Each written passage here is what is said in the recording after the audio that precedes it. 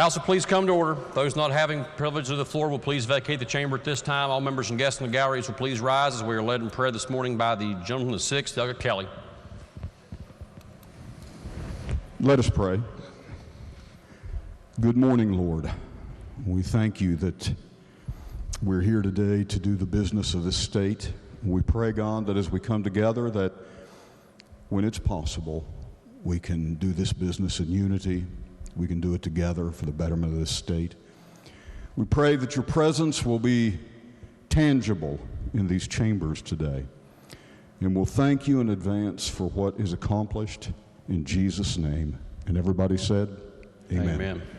Members and guests, please remain standing as we are led in the Pledge of Allegiance by the gentleman of the 60th, Doug Wilson. Please join me in saluting the flag and ensign of the United States of America. I pledge allegiance to the flag of the United States of America and to the republic for which it stands, one nation under God, indivisible, with liberty and justice for all. Members and guests may be seated. Reading of the Journal. Journal of the House of Delegates, Charleston, Monday, July 22nd, 2019. Gentleman of the 13th, Doug Higginbotham.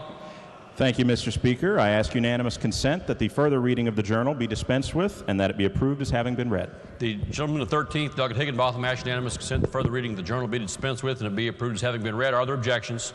Are there objections? Chair hears no objections, so approved. Introduction to guests. Introduction to guests. The gentleman of the 55th, Doug Spinagle.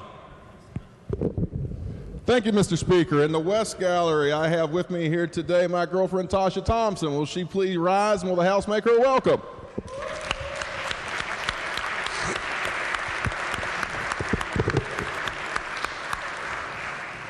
Are there further introductions? Are there further introductions? If not, report to standing committees. The Committee on Finance has had under consideration House Bill 207, exempting from business and occupation tax certain merchant power plants, and House Bill 210, supplementing and amending items of appropriation to Auditor's Office General Administration. Reports the same back with recommendation that each do pass. Report to be received. Lady from the 49th. Mr. Speaker, I ask unanimous consent that House Bill 207 be taken up for immediate consideration and read a second time. The lady from the 49th asks unanimous consent that House Bill 207 be taken up for immediate consideration and read a first time. Are there objections? Second time. Chair's in error. Be read a second time. Chair hears no objection. Clerk will read the bill a second time. House Bill 207. Are there amendments? Delegate Chris moves to amend the bill. This is HFA Chris 7-23.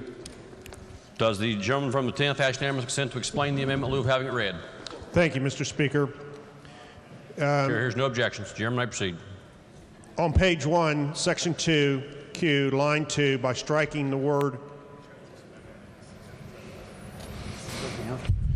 out the word July and insert the word January.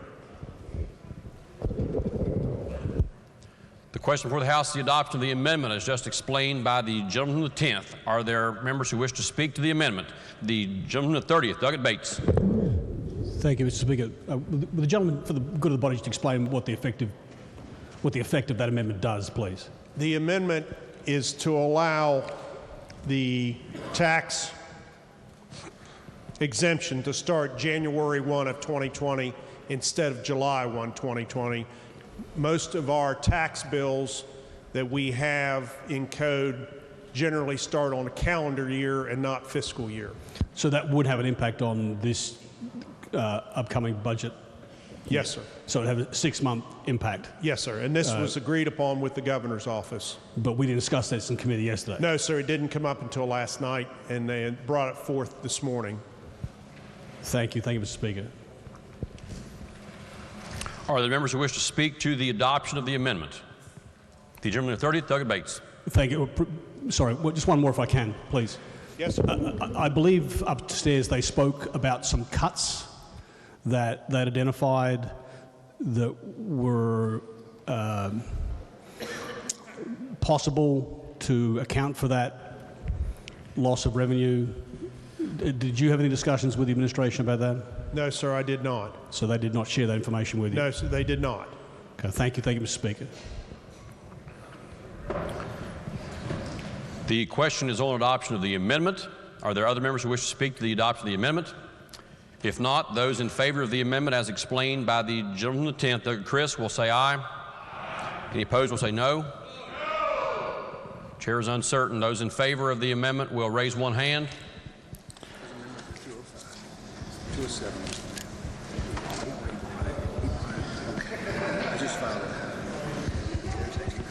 Thank you. Put one hand down. Those opposed to the amendment will raise one hand.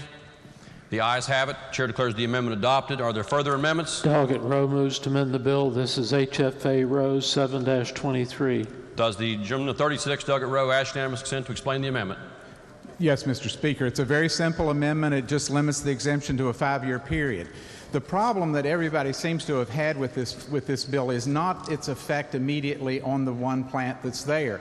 Everybody wants to help these folks. They want to keep this plant in business. We've heard that perhaps there's competition for the plant from gas-powered plants in Ohio and in West Virginia, and that this may be a plant that's not going to have a long time to go. We need to support them and help them.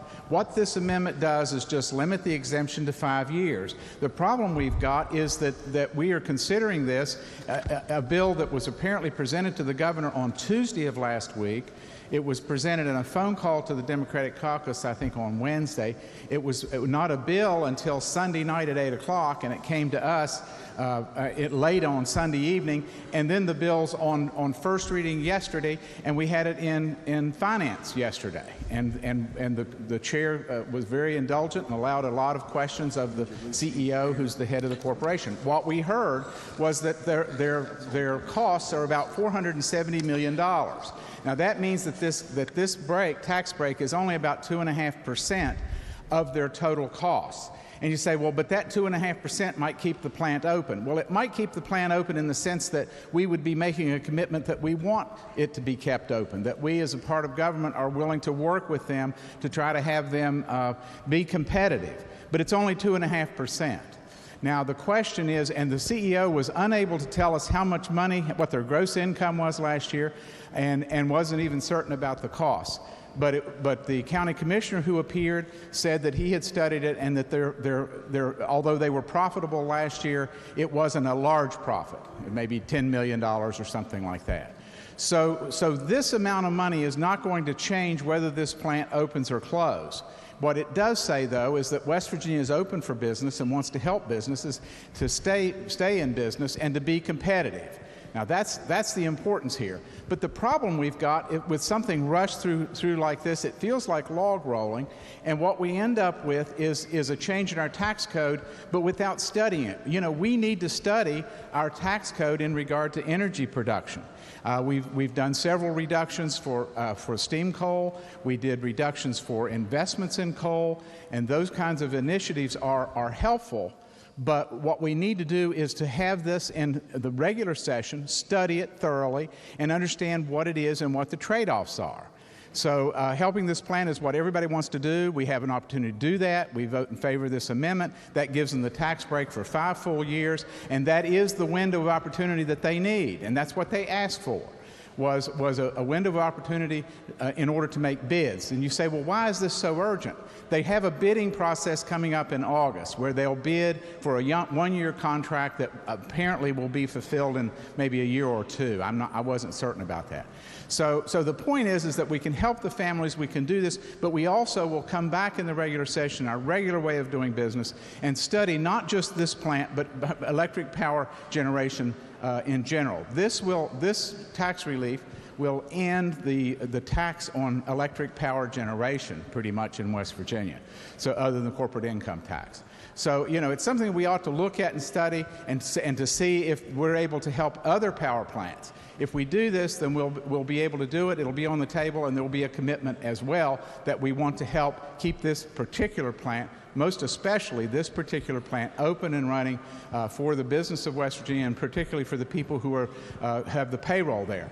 These are good jobs, about $80,000 a year in average income, and what that means with the number of 160 workers, that means a payroll of about $12.5 million, pretty much 2% again of the overall costs of the plant.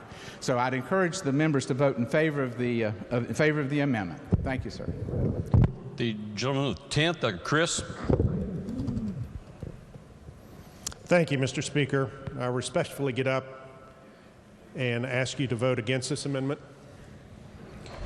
After yesterday's discussions in committee, Pleasance Power Station's owners gave me a list. Labor and benefits to the employees, $24 million. That'll be gone if we don't pass this bill as done. Additionally, $40 million of service contracts dealing with unionized craftsmen that go into that plant every day. That'll be gone. Almost over 3 million tons of West Virginia coal that pay severance taxes. That'll be gone. And if we don't allow the bill to go through without the amendment, this amendment, they are asking to be able to be in the competitive electric market. Now, in West Virginia, we're not in the competitive electric market because we are a regulated state. We allow the Public Service Commission to tell us how much we're going to pay for our electricity. This plant, from its inception in the mid-'70s, has had this B&O tax placed upon them. When I was here 30 years ago, we did away with the B&O tax system for the entire state because it was deterrent to business. We went to a form of taxes based on profit, sales tax, and income tax. This is the last component of B&O tax that's out there.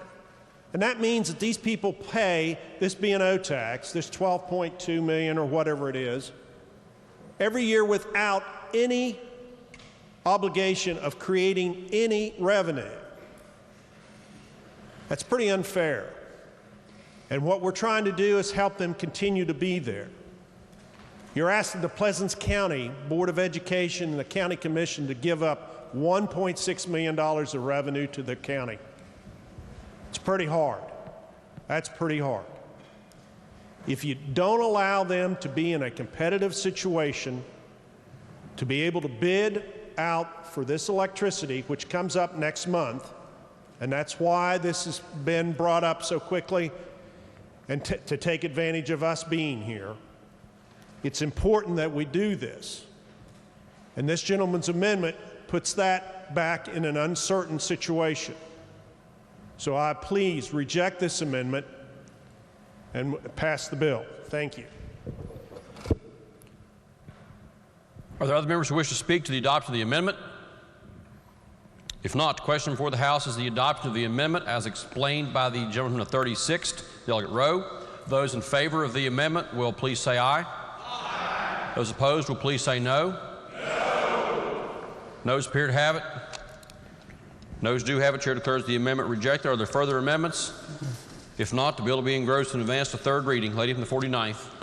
Mr. Speaker, I move the constitutional rule requiring a bill to be read on 3 separate days be dispensed with and the bill be read a third time and put upon its passage. The lady from the 49th moves that the constitutional rule requiring the bill be read on 3 separate days be dispensed with, that the bill be read a third time and put upon its passage. Those in favor of the lady's motion will vote aye. Those opposed will vote no. The clerk will prepare the machine. The following have paired in accordance with House Rule 43. Delegate Espinoza, yea. Delegate Kump, nay. Has every member voted? If so, the clerk will close the machine and ascertain the result. On this question, there are 76 ayes, 7 nays, 17 members absent and not voting. 4/5 of members present and voting having voted in the affirmative. Chair declares the constitutional rule suspended. The clerk will read the bill a third time. House Bill 207. Does the gentleman of the 10th, Delegate Chris, ask unanimous consent to explain the bill in lieu of having it read? Chair hears no objection. Gentleman may proceed. Thank you, Mr. Speaker. As I've alluded to earlier, the bill provides the merchant power plant to exempt B&O taxes generated on the capacity of the generating units located in this state that are owned and leased by a taxpayer and used to generate electricity. With the amendment change to January 1, this allows them to be competitive in the merchant power business, that allows them to be able to bid on merchant power grid in the grid system. Yesterday, during the committee meeting, Delegate Rowe asked questions concerning payroll and other items of expense. And I want to acknowledge that this morning I was given information. There's approximately $24.2 million worth of payroll involved at the plant for 160 workers. Service contracts to maintenance providers, primarily from the Wood County, Pleasants County, Ritchie County area, is about $40 million. The 3.2 million tons of coal at roughly $50 a ton is about $150 million. So to arrive at their cost number that we talked about yesterday of $250 to $255 million, that's approximately the biggest items that are there that cover those items.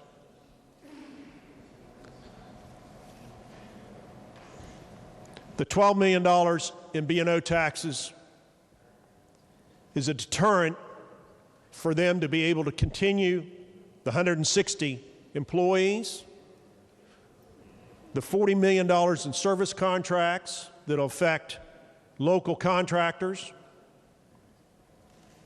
So if we allow this to happen, we'll be able to keep this plant open and keep it in private hands to be competitive. Now, there was talk yesterday about the other merchant plant that's in the state in Longview, which I think is in Monongalia County. They are a from my understanding, a quasi-government-owned operation, which they already are exempted from B&O tax. So what we're trying to do here is make the level playing field for them. So I would appreciate if you would vote for this bill. Thank you. The gentleman from the 10th, Doug Kelly. Thank you, Mr. Speaker. If we pass this bill, it's going to be somewhat of an expense to the state of West Virginia. It's going to cost us about $12 million. If we turn this bill down, it's going to cost a lot more than that. Pleasants Power Station has 160 employees. They are well paid. They have benefit packages. They are able to provide a living for their families. They're able to provide college educations for their children. And they are contributors to the community. There's another 400 subsequential jobs as well that are union tradespeople. We have union electricians, we have union carpenters, we have union millwrights, and we have union laborers that are all on this site as well. They too make a good product, and they too make a good living, and they too contribute to the community. We stand on this floor day after day and talk about saving jobs or creating new jobs, and those jobs are important. It's as important to save jobs as it is to create jobs. So I would say that anyone who has stood on this floor at any time and said, I support creating or saving jobs, has an opportunity to put their money where their mouth is and vote in favor of this bill and save those jobs. There's about 500 of them, 500 plus. Keep in mind, on top of that, we have coal miners that are going to mine this 3 million tons of coal. And we have truck drivers who move it. We have railroad engineers that move it. And we have a lot of other people that are involved in this plant. So I would encourage every member of this body to support this bill. Keep this plant alive, make it competitive, and keep those jobs in the state of West Virginia. Thank you, Mr. Speaker. The gentleman from the 51st, Doug Hanson.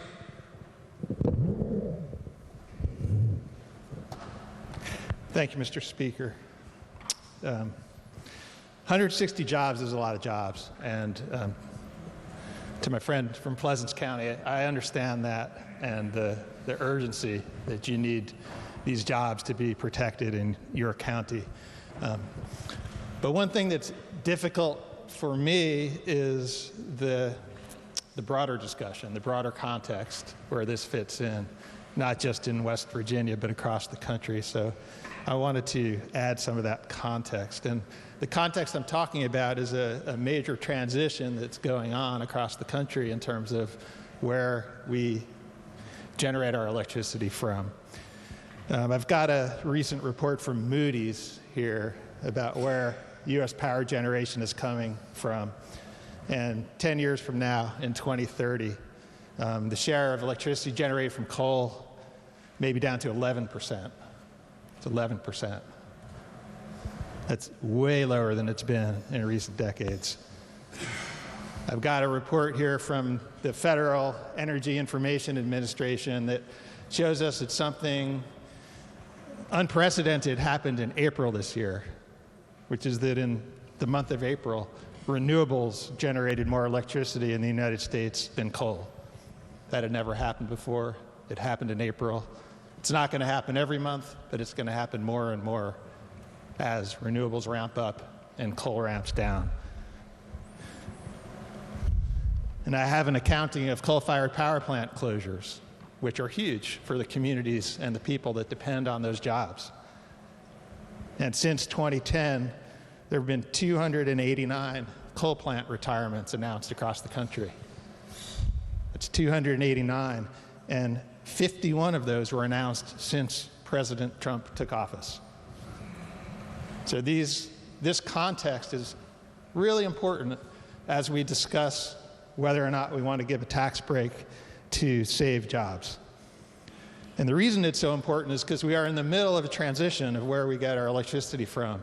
And I think we as a legislature have a responsibility to acknowledge that and do what we can to manage that transition so that we have a just transition for the people who have these jobs now, and a just transition for their families and their communities, so that we're not just putting a Band-Aid on each crisis that comes our way and not just giving tax break after tax break when they come to us and ask for it, but we take steps to have a just transition so that there are jobs available when these plants close, for the people who have those jobs now, the people working in the mines now, and for their kids and grandkids.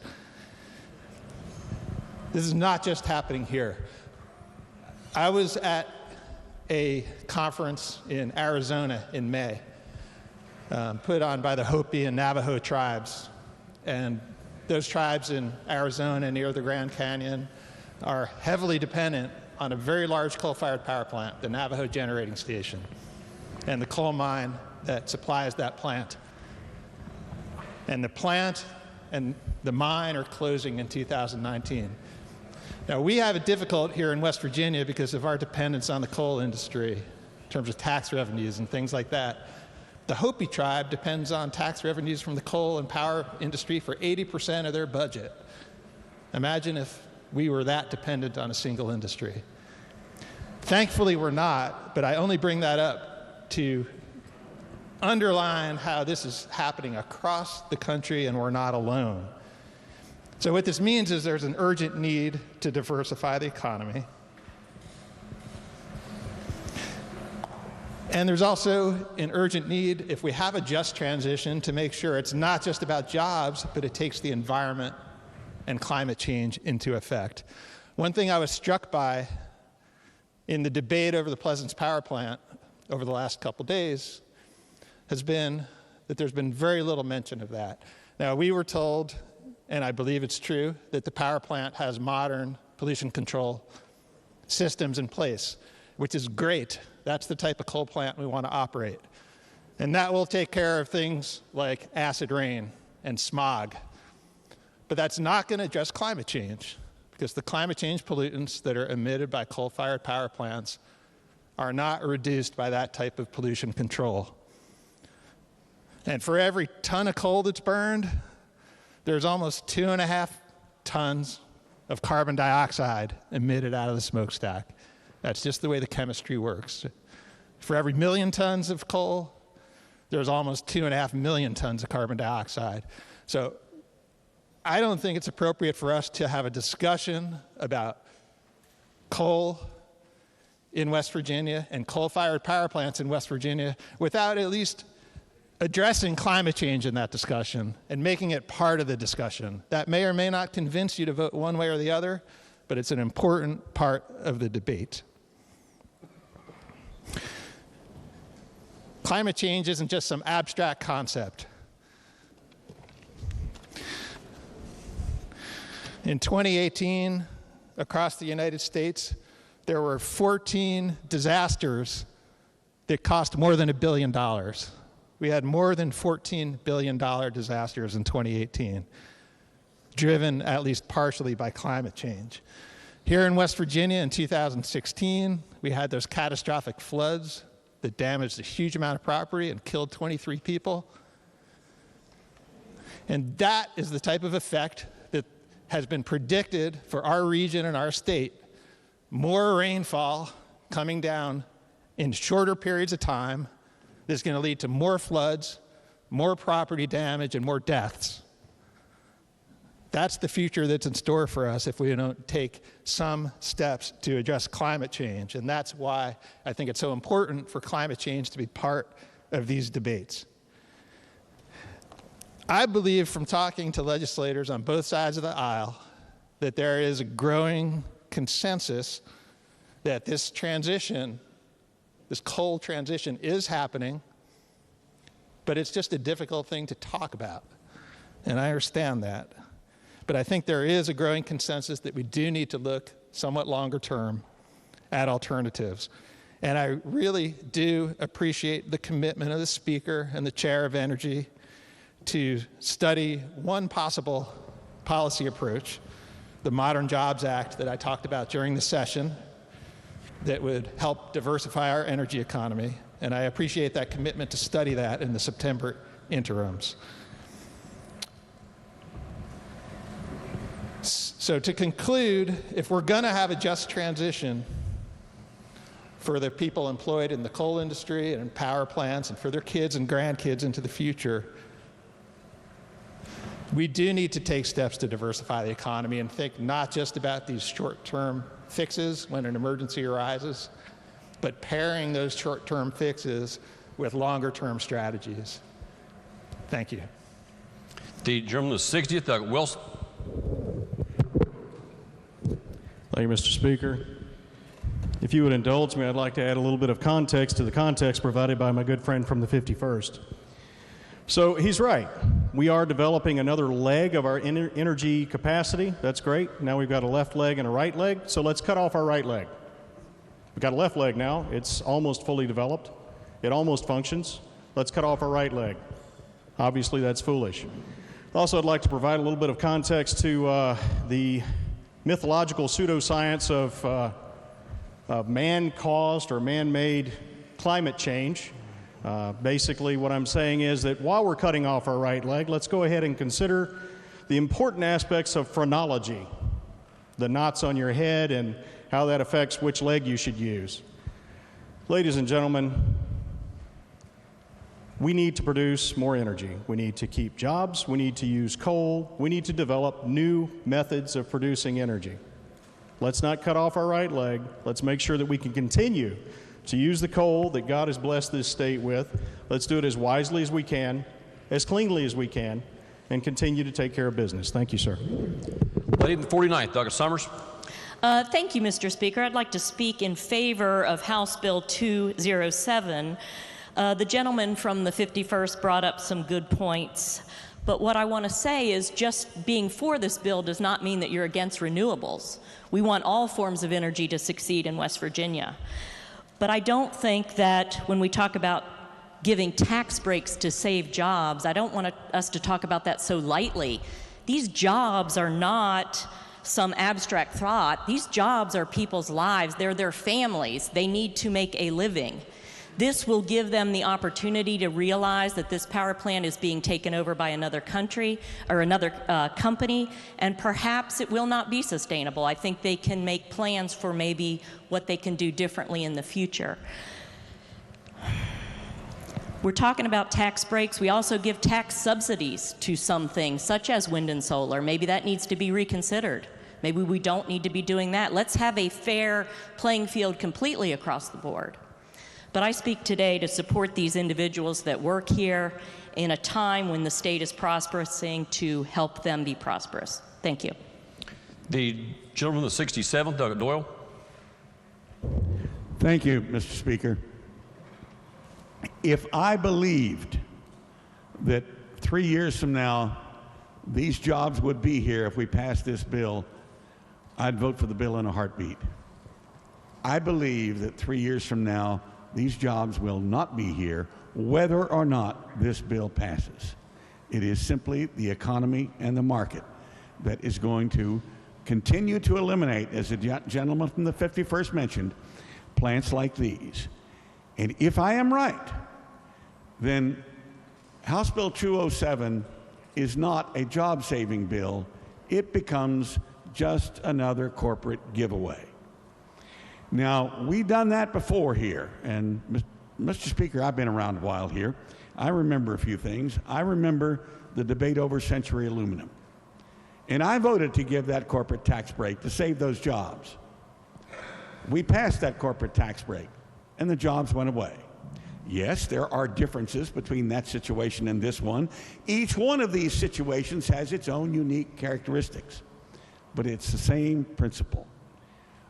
In an attempt to save jobs of hardworking people, all we do is put money into the pockets of people that already have plenty. And I must oppose the bill for that reason. Thank you. Lady in the 48th, Doug Waxman. Thank you, Mr. Speaker. Our job as legislators and part of the government is to ensure that there is a level playing field, a predictable level playing field for all businesses in West Virginia.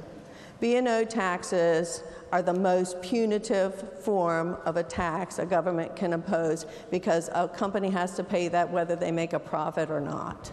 So regardless of profits, it's a good thing to do to get rid of a punitive tax that hurts businesses within our borders. That's the reason that the B&O tax was removed 30 years ago, as we've already heard today.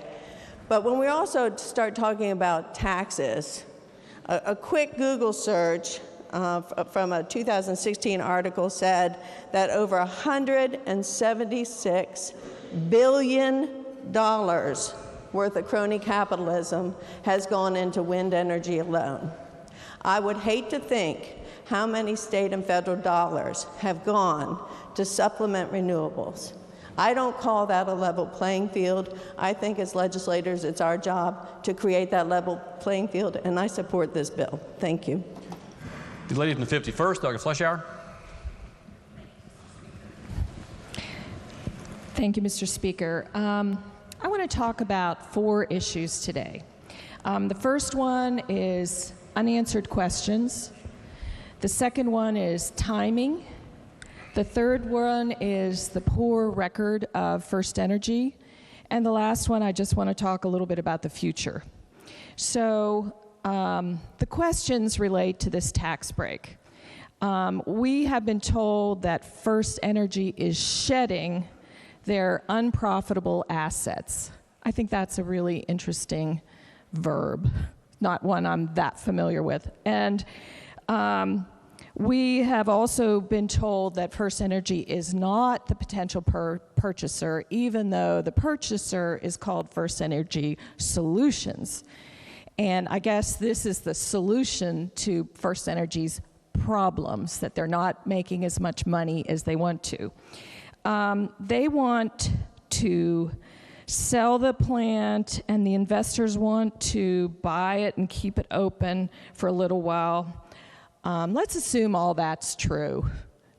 Still, why is it the job of West Virginia taxpayers, and I'm talking about individual taxpayers, I'm talking about small businesses, to bail out this multinational company? And when they want to dump a plant that they think is not profitable, Why is that my job? Why is that your job? And why is it the job of all small businesses that do not get a tax break? Any tax breaks. Why is that their job? Second, timing. This whole summer has been timing issues, especially for Democrats. Last-minute copies of bills that we haven't heard anything about. We got this bill on Sunday, and people wanted us to suspend the rules on Monday. And when there are all these questions, normally when we give a tax break, we look at it compared to the rest of our budget. What about college education? What about public school education? What about the other tax breaks that we already gave this session for coal, for limestone, for evaporating gas? How is this bill that is predicted to be $12 million a year, not $12 million, but we don't really know. We haven't seen anything on paper, as far as I know, that that's all it's going to be. The wording of this. Are there loopholes that could make it bigger? How many other companies are going to be eligible for this? I think that if we look at this, there's going to be a long line of companies like the gentleman from my colleague from Montague County, a long line of companies that are going to come to us and say, oh, you did this for First Energy Solutions, Allegheny Power, Mon Power. They've had so many names, it's hard for me to keep track of them all the different investors, all the companies, and they're all LLCs. And you know what LLC means. When you form a corporation, that is to avoid liability of the investors. And LLC is a new form of that protects investors even more. And all of these companies now are LLCs. And so that leads me to, and another part of the question is, that needs me to my next part about First Energy and Mon Power. And I don't even know. Their names have changed so many times. I don't even know which one is which. It's just a total shell game. My involvement with First Energy, and that's the people that I get my electricity from, and they were Mon Power, and then they switched to another name, and then they switched back to Mon Power, and then they were Appalachian Power. It's pretty hard to keep track of them, but I know that we have a power plant in my county where they had a camera in the locker room, and that was the same year they said their number one priority was to be union-free. And so they figured that people might be able to talk confidentially in the locker room, so they didn't think it was a problem to put a camera in there. It was so insulting. And then I have been in this legislature a while. I have tried for years to get them to do something about energy efficiency. Energy efficiency is the low-hanging fruit of climate change. So that when you use your dryer at night, like in Canada and Europe, you will get a lower rate to encourage us not to use energy. But they want us to use as much energy as possible so they can make as much money as possible. They have never been willing to consider anything like that, in contrast to Appalachian Power, which which is an Ohio company and has been doing stuff like that for years. We need to remember that Mon Power, which, I really can't keep all these companies straight. And that's another reason, we need to go by the regular process and go back to finance and say, are any of these things true? Mon Power wanted to buy this plant and said that if they bought the plant, it would be cheaper for taxpayers. And the Public Service Commission, which would have governed the issue then, but not now, said, okay, we will go along with that, but you need to prove that it's going to be cheaper to taxpayers, or to ratepayers, to the people that are getting the money. They refused to do that. So the deal fell through because they would not prove that what they were saying was true. So I have a whole lot of skepticism, even though there are plenty of people that I know and I like that are associated with First Energy, Mon Power, Monongahela Power, whatever their name is. And I am very skeptical in 2 days' time of evaluating the assertions they've made to us. Now let's talk about the future. Has anybody noticed the weather this summer? I don't know, it's a little bit different in every part of the state, it's a little bit different in every part of the country.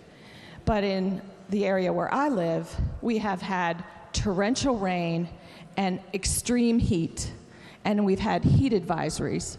In this town, they had a heat advisory and they couldn't even have an outdoor festival on the weekend because they were afraid people were going to get harmed. That, like the gentleman from Montague said, is what was predicted many, many years ago, and what has happened. I think it's kind of ironic that we are discussing helping the people from the flood, which happened 3 years ago, and discussing giving a tax break for something that can contribute to future floods. I mean, let's think about the money that all these things are going to cost and where it's going to come from. It's going to come from the taxpayers. If we have another devastating flood, and that flood was horrible. Gentleman may state his point.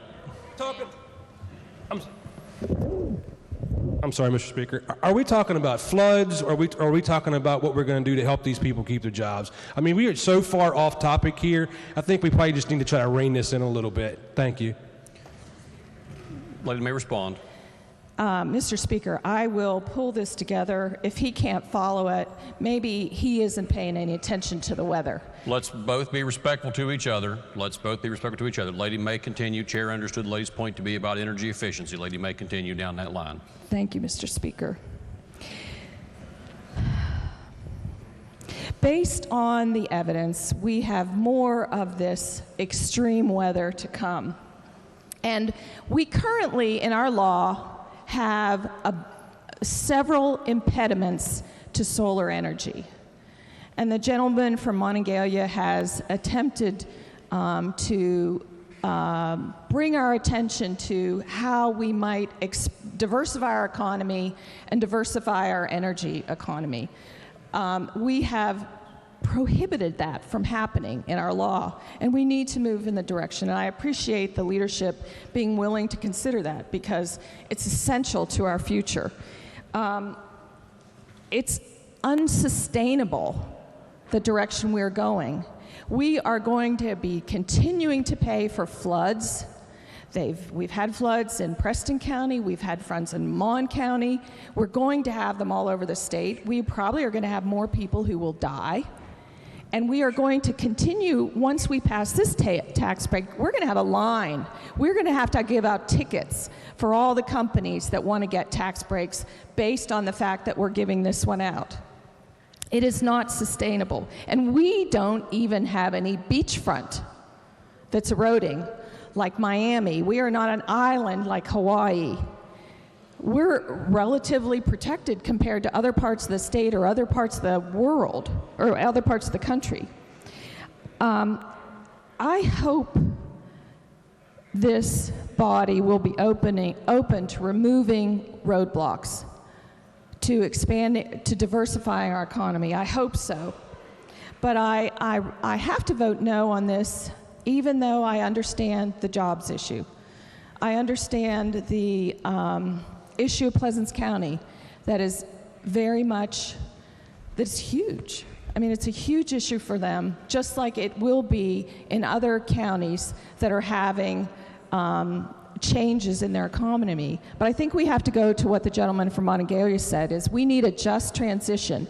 And debating this for 2 days is not how we're going to get there. So I want to thank you, Mr. Speaker, for indulging me, and I urge a no vote. The gentleman, the 62nd, Doug Bibby. Thank you, Mr. Speaker. Would the vice chair just yield to a couple of questions? Gentleman does yield. Sir, just two questions. The first one, I think I heard this power plant is the only power plant that's paying a state B&O tax. Is that correct? Yes, sir. Are they still paying income tax? The company that owns the business is paying, obviously would be, if they're doing business in West Virginia and making a profit, they would be paying income tax. But remember also that state withholding tax for 160 employees, and those employees are spending money, so paying sales tax, buying automobiles, buying gasoline to get back and forth to work. All those items are being taxed. And so the tax revenue from just the fact that the business is operating and the employees are hired and being paid generates about a $400 million economic impact to West Virginia as a whole. Thank you. And I'd like to speak to the bill, Mr. Speaker. Yes, gentleman's recognized to proceed. Yeah. I think it's a no-brainer here, ladies and gentlemen. We're going to keep jobs in West Virginia. Like I agree with the one gentleman said, keeping jobs is just as good as creating jobs. In fact, it's more important because you already have people on the payroll. And I agree with my gentlelady beside me here that the B&O tax is probably one of the most egregious taxes we have. And in the interest of fairness, which the opposite side seems to always want to be fair, I think it's only fair that this is the only company that's paying the state B&O tax. It's in the interest of fairness. We shouldn't be picking out and picking winners and losers and putting not only unfairly taxing them with a tax that no other company has to pay a state B&O tax. In the interest of fairness, it just seems like it's the right thing to do. So let's support this bill. Thank you. The gentleman, the 37th, Doug Pushkin. Thank you, Mr. Speaker. Would the vice chair yield for a few questions, please? Yes, sir. Thank you, sir. I am serious. When I came here this morning, I was seriously on the fence, and I want to ask a couple questions that might help me decide how I'm going to do this, because I want to be fair to the people, the men and women who work at this facility and their families and all the ancillary jobs in the area. Now, you mentioned before about the salaries of these folks. You said they get paid pretty well, right? Yes, sir. Yeah, there's about $24.2 million in payroll directly involved with the employees at this plant on an annual basis. Okay, so that doesn't include the executive compensation for the top management of First Energy? No, sir. This is just the information I have is just for these 160 employees at this facility. Okay, so how many million is in the payroll for the people that work at that facility? How much did you say? 24.2 million is what I've been told. Okay. Do you have the information for the executive salaries, including their full compensation? No, sir, I do not. Okay. Well, I'm looking it up. Would you be surprised if I told you that their CEO, for example, gets almost $10 million a year? Are you talking about First Energy Solutions or just First Energy? This is First Energy Corp. Okay, they are not. This plant has been divested or is in the process of being divested by First Energy and being ran and eventually owned by First Energy Solutions. I know. Maybe that's along with five other plants that are being spun off for electric generation. AEP, that was mentioned earlier, Appalachian Power, they're going through the same process. Yeah. They're going to be a retail provider of electricity and buy generation from others. So the John Amos plant that's down here, for instance, will eventually be owned by a third party and not by AEP or Appalachian Power. So First Energy is doing the same thing. The electric market has changed to where, because of so many states have gone to deregulation on electricity, which West Virginia has not, and to do that, to make them competitive, they have provided a provider of electricity so they can go on the open market and buy generated electricity from another company. Okay. Yeah, I understand that. Okay. Sort of, not completely, as best as I can. But what I'm trying to get to is how much the top management is making. If we're talking about, okay, the purpose of this bill is to make this plant profitable, right? Correct. At least for the next couple of years, so they can stay open for a couple years, right? Well, the bidding process is in July, is next month for the next 3 years of competitive electric on the mercantile exchange. Okay. That they're going to do power. Because they've been paying this B&O tax since their inception, correct? Correct. But it's unprofitable now. Now, is that because of market forces, or is it because of mismanagement? No, market conditions have put them at a disadvantage. Okay. And the competitive market, even so far this year, per kilowatt hour costs or per kilowatt hour market prices have dropped considerably this year. So it even makes the strain is even more than what we're trying to help them with today. Okay, well, would it surprise you if I told you that while these market forces have caused them to become less profitable, that their top management have given themselves raises? Yeah, I don't have any reason not to disagree with you. Well, I'm looking at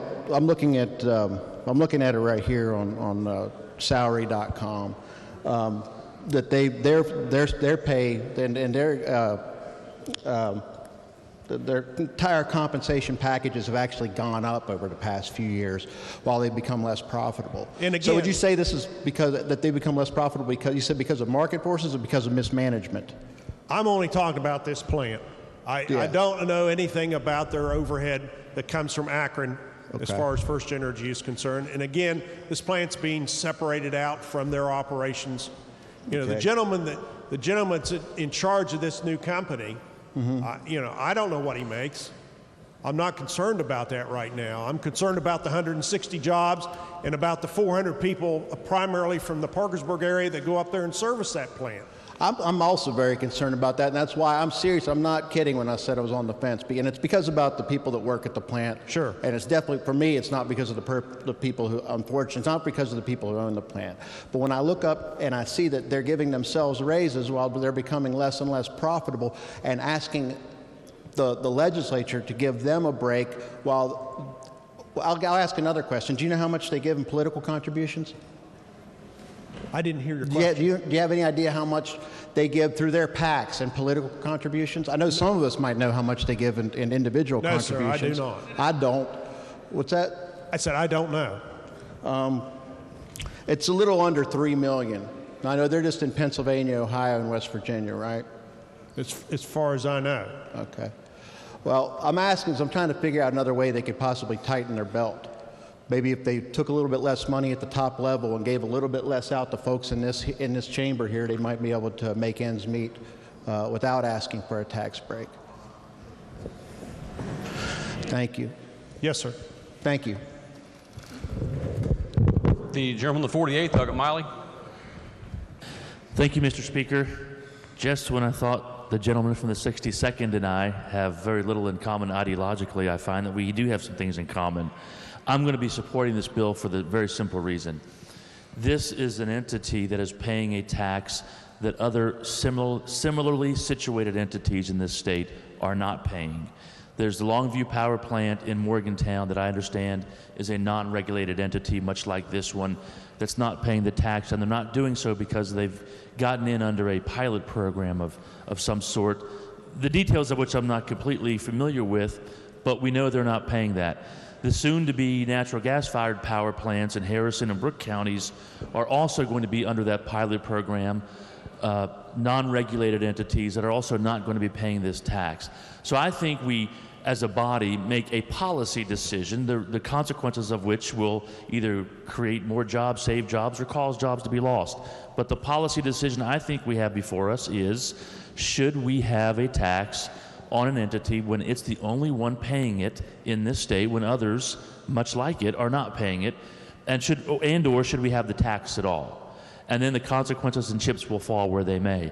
I'm going to be supporting this bill because it will indeed remove this tax for not just this facility, but any future facilities, including, hopefully, future more gas-fired power plants that we ought to have constructed in this state. Pennsylvania and Ohio are way out in front of us in that regard. So I'm not necessarily beholden to a certain energy industry. I just think we ought to decide what's the best policy for our state moving forward, and stop talking about jobs because we know it plays well politically. Stop talking about bailouts because that creates slippery slopes, and then we'll have every business coming in here, no matter how large or small, wanting a, quote, bailout. What is the best policy? And in my opinion, I think the best policy presently and moving into the future to attract, hopefully, the growth of more gas-fired power plants that may be non-regulated but may be able to sell their power into the PJM system would be to eliminate this tax. So that's why I will be supporting the bill. Thank you, Mr. Speaker. The gentleman, the 51st, Douglas Piles. Thank you, Mr. Speaker. I'm not a big fan of tax breaks for big corporations and big energy, but I need to disagree with my colleagues from the 51st on this particular bill. As a former county assessor, I look at things from the angle of the property tax, and I note that this particular plant is the largest taxpayer in Pleasants County and pays like $1.29 million in property taxes every year. And 75% of those property taxes go to the schools in Pleasants County. And if the plant should close, those property taxes are going to go away, and the school board and county commission in Pleasants County are going to be left in a pretty difficult situation to come up with a $750,000 or $800,000 in property taxes to support their schools. So I'm going to be voting for the bill, not voting for First Energy, but voting for the schools of Pleasants County. I'm also concerned about the 160 jobs at the plant and anywhere from 415 to 440 jobs outside the plant that would be lost. And so I think we need to do everything we can to help this plant stay open as long as possible, and I'm going to be voting yes. Thank you, Mr. Speaker. The gentleman, the first, Douglas Schwartzmiller. Thank you, Mr. Speaker. Speak to the bill? Yes, gentleman, proceed. Thank you. I'm going to be supporting this bill today, and I'll tell you why. I come from a small industrial community, and I've seen some of those industries go by the wayside, and I know what 40 or 50 jobs, not to mention 160 jobs, can mean to a community. And sometimes when I'm driving down from the northern panhandle, I'll stay on 2 just for the scenic drive, and I go by that power plant, and I go through those little communities there, and I see people pulling in and out of the plant, coming and going to work. I see the little businesses through those little towns, and I can't help but think that that power plant has to be an economic driver to a lot of the businesses that are in those communities.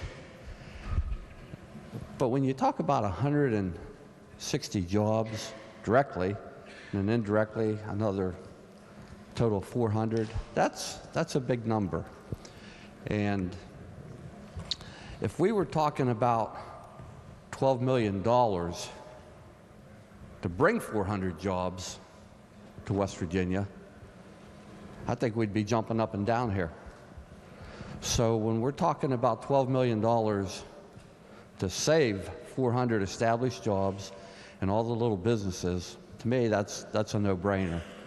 And there's a lot of things that's been brought up today. I don't really think today is the day for those discussions, because I'm sure a lot of folks back in those areas that could be affected by this bill are watching, thinking, what in the world are they thinking? What are they thinking down there? We're just asking for them to vote so we can go to work tomorrow. And I heard something about 3 years.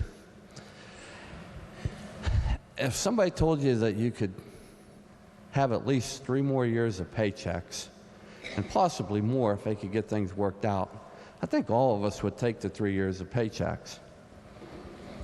Maybe you don't agree with that, I don't know. But let me ask you this question. If the doctor told you that you could have 3 more years to live, and possibly a few more, would you say, just let me die now? Or would you say, give me the 3 years? So I would just ask that everyone think about those jobs and those folks today, and not what other people are making, but about those folks. And let's support this bill, and let's keep them working. And maybe 3 years from now, things will change, and maybe it can go on a little bit longer. But I think it's important that we save those jobs, and I think it's important that we save a power resource, because I think when we all flip that switch, we all want to see those lights coming on at the best rate we can get. So, thank you, Mr. Speaker. The gentleman on the 19th, Dr. Hicks. Thank you, Mr. Speaker. I, like fellow colleagues, to speak on this bill, I've heard concerns about clean air. I've heard concerns about loss of jobs and corporate tax breaks. The biggest concern I have is the loss of jobs and the effect it's going to have on the community up there. And 160 some jobs is significant. And not to mention only that, but there's ancillary businesses, other surrounding communities and industry that are going to be affected if this bill isn't passed.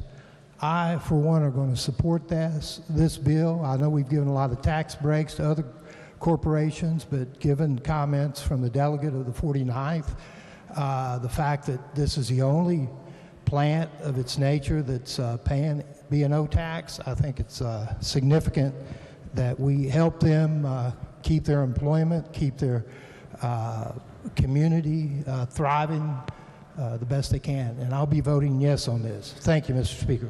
The gentleman on the 8th, Doug Anderson. Thank you, Mr. Speaker. I rise briefly today to support the passage of this legislation. And what we have, I want to speak to 2 points today. The first is that, as we all know, to some degree or another, this nation and this state is in the midst of an energy transition. The situation before us today, it is imperative that we act, and we act so that the First Energy Solutions will be able to bid future energy generations into a contract, and they will be entering that market for bids in mid-August. So they need this signal that they can move forward in that thing. I totally agree with the minority leader in the sense that in the area of fairness, this tax needs to be removed if for no other reason than that. But this is a transition for the state of West Virginia. If we do not remove this tax and allow them to stay in business, there's going to be an even more traumatic decline in tax revenue generated from the income tax paid by employees and suppliers and the businesses that supply this plant. It will be a transition for the Pleasants County school system, which has historically provided a very good education for the children in Pleasants County, and have had the luxury with this plant to be able to afford better class sizes than maybe in other areas of the state. I applaud Pleasants County for this. But more importantly, I think this debate today, contributed by the gentleman from the 51st who spoke much earlier in this debate, is something that this body needs to look to. And we need to realize that not only this nation, but this state is going to be in the midst of an energy transition over the next decade or two.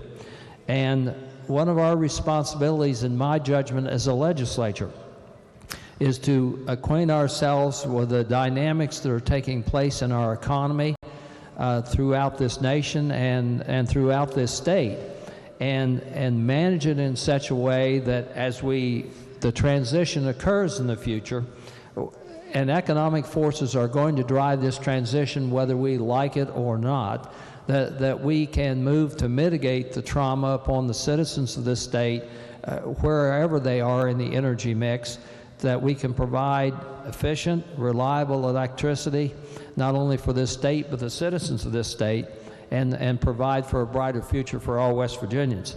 So I rise in support of this legislation today. I really appreciate the debate we've had, the questions that have been asked. Some people will vote differently than I, but I will vote strongly in favor of this legislation, not only to preserve those jobs, at least on a temporary basis and perhaps more permanently in Pleasants County, but also to warn this body that this transition is going to come, and we're going to be dealing with this and other issues in the future. And I think it is incumbent upon all of us to realize that and to listen to each other and search for solutions that are in the best interest of all the citizens of this state. Thank you, Mr. Speaker. The gentleman, the 6th, Delegate Kelly, to close debate on the bill. Thank you, Mr. Speaker. 160 jobs. I sat here and I listened to that. But that represents 160 families, husbands, wives, children.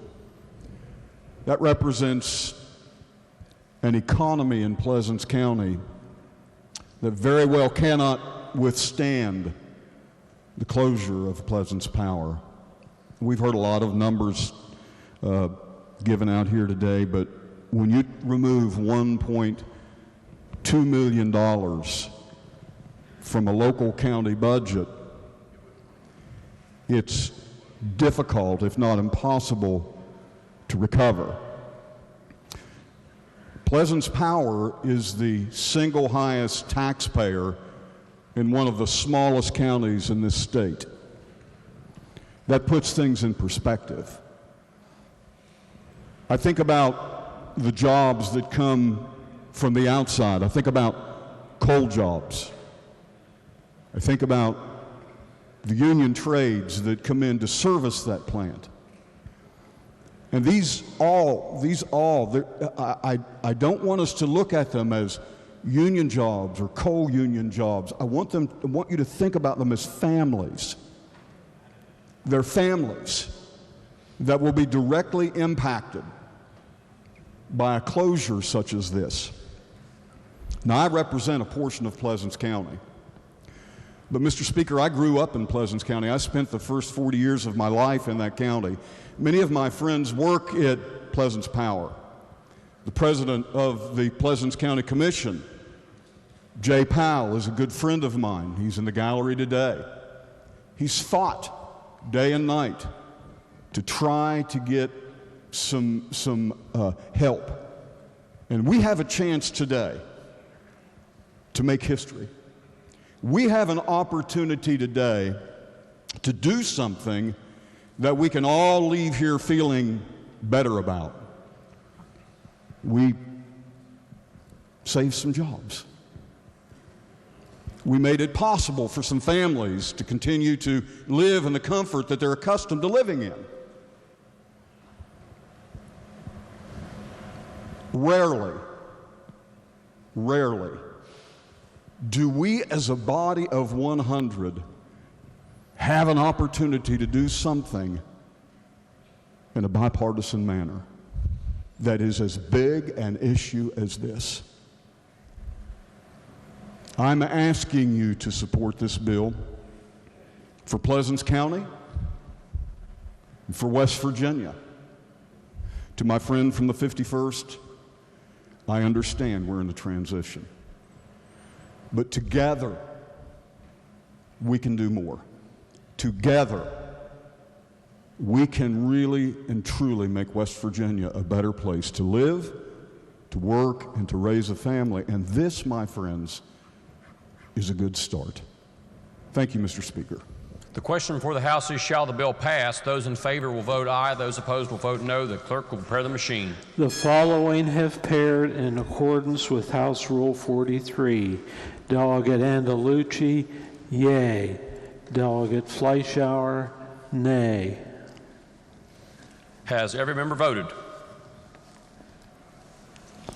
If so, the clerk will close the machine and ascertain the result. On this question, there are 77 ayes, 5 nays, 18 members absent not voting.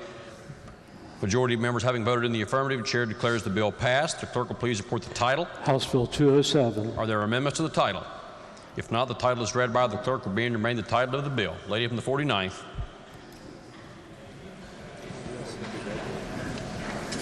Clerk will report the next bill. House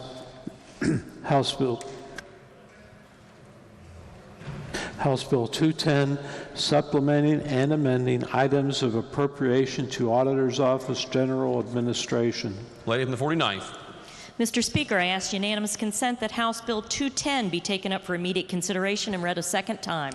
The lady from the 49th asks unanimous consent that House Bill 210 be taken up for immediate consideration and read a second time. Is there objection? Is there objection? Chair hears no objections. Clerk will read the bill a second time. House Bill 210. Are there amendments? If not, the bill will be advanced to third reading. Lady from the 49th. Mr. Speaker, I move the constitutional rule requiring a bill to be read on 3 separate days be dispensed with and that the bill be read a third time and put upon its passage.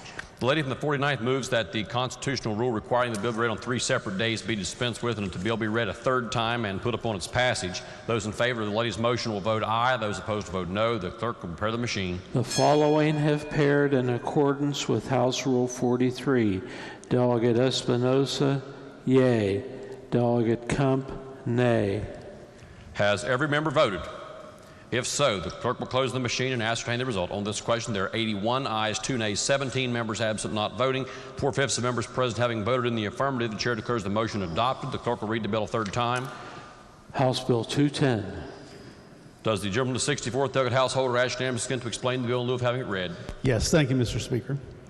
The purpose of this supplementary appropriation bill is to appropriate $200,000 in general revenue for the fiscal year ending June 30th, 2020 to the following: the Auditor's Office. This supplemental covers the cost to develop the searchable budget database and website requirements for local school boards, which were included in House Bill 206. I urge passage. The question before the House is, shall the bill pass? Are there members who wish to speak to the passage of the bill?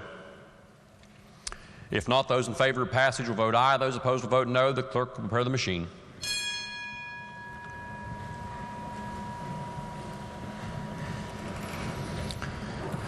Has every member voted? If so, the clerk will close the machine and ascertain the result. On this question, there are 77 ayes, 1 nay, 22 members absent not voting. A majority of members elected having voted in the affirmative. The chair declares the bill passed. The clerk will please report the title. House Bill 210. Are there amendments to the title?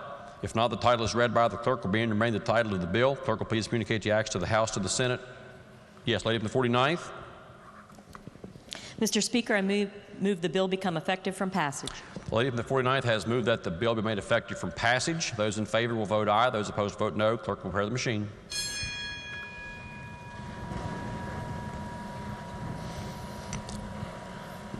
Has every member voted?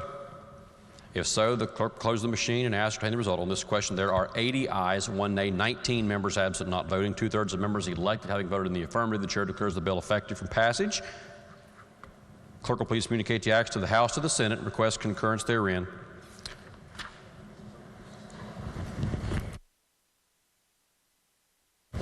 Do we have further reports to standing committees? Your Committee on Judiciary has had under consideration House Bill 209, providing that work performed for recovery from a declared state of disaster or emergency is subject to competitive bidding. Reports back committee substitute, therefore, with the recommendation that the committee substitute do pass. Report to be received. Are there further reports to standing committees? If not, reports of select committees, messages from the executive, messages from the Senate, resolutions, petitions, motions, bills introduced. The gentleman, for what purpose does the gentleman of the 41st seek recognition? Thank you, Mr. Speaker. On House Bill 210, I voted in the affirmative, but it did not register. The gentleman was present and in his seat? Yes. And the vote did not register? Correct. Clerk will please record the gentleman's preference as having been voted in the affirmative. For what purpose does the gentleman of the 21st, Doug Dean, seek recognition? Same request. The gentleman was present and in his seat? Yes. And the gentleman's vote did not register? Correct. I voted in the affirmative. Okay. If a gentleman was, if both gentlemen were present and in your seats and your votes did not register on the machine, then clerk will record your votes as having been voted in the affirmative. Moving on, unfinished business. Bills on third reading, bills on second reading, bills on first reading. Leaves of absence. Lady from the 49th.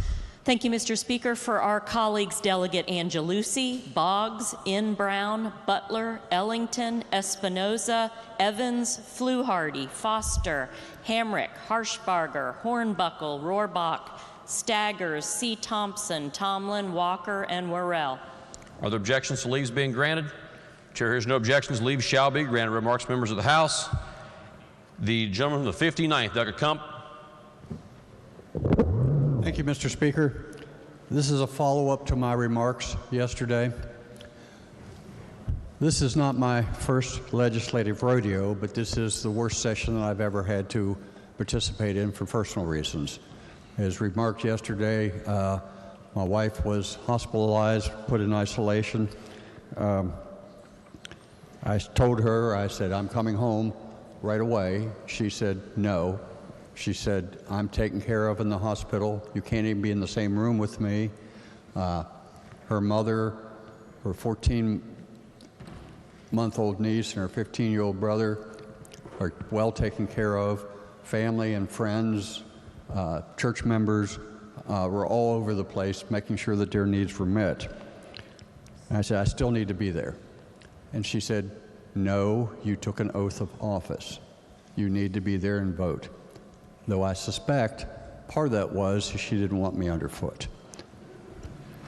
Even so, I called frequently, which I think irritated her more than pleased her.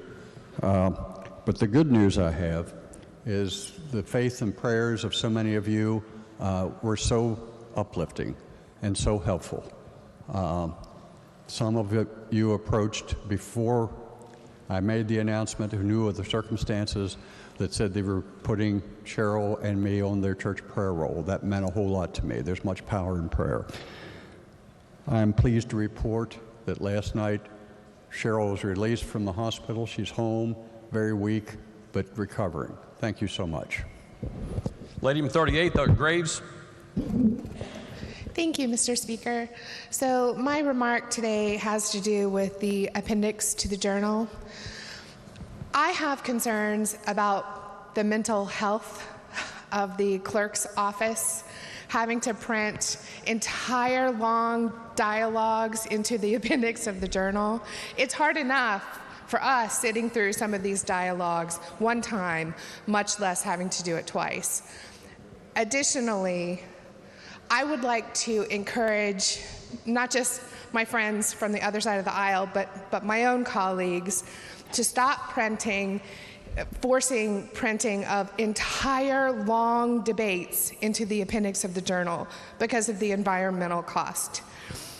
So I'm giving fair warning. You may not know that journal is actually printed paper, that we have to cut down trees to have that printed. So I think the real purpose of that is to memorialize certain truly memorable remarks by our colleagues and not to have the entire hours of dialogue memorialized, which also nobody is going to read. So for the sake of the mental health of my friends in the clerk's office and the environmental impact, I'm giving fair warning that I'm going to be objecting in future when we have entire long dialogues printed in the appendix of the journal. And I hope you'll join with me in this effort to preserve the environment. It's a small step, but it is an actual step that we as legislators can take to help save trees. Thank you, Mr. Speaker. The gentleman to 16th, Doug Linville. Thank you, Mr. Speaker. I'd like to ask unanimous consent that the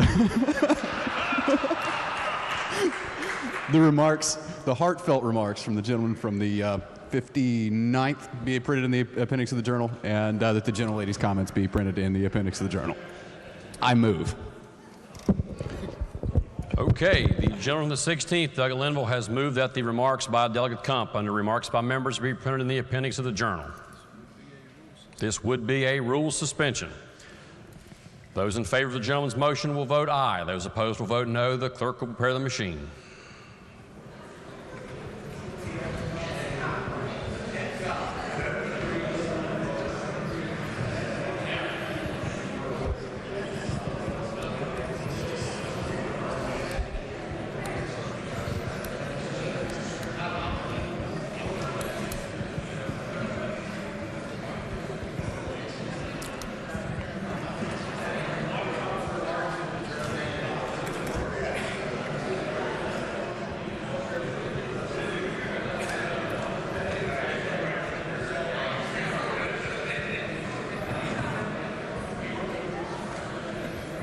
Machine is open.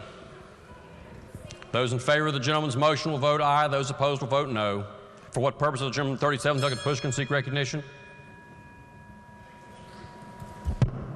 We're talking about the remarks of the gentleman from the 59th? We are, yes, sir. We are. Has every member voted? If so, the clerk will close the machine and ascertain the result. On this question, there are 67 ayes, 12 nays, 21 members absent not voting, 2/3 of members present and voting. Having voted in the affirmative, chair declares the motion adopted. Are there further remarks, members of the House? If not, miscellaneous business. Lady from the 49th. Thank you, Mr. Speaker. I move the House stand in recess until 6 p.m. Lady from the 49th moves that the House stand in recess until 6 o'clock. Those in favor will say aye.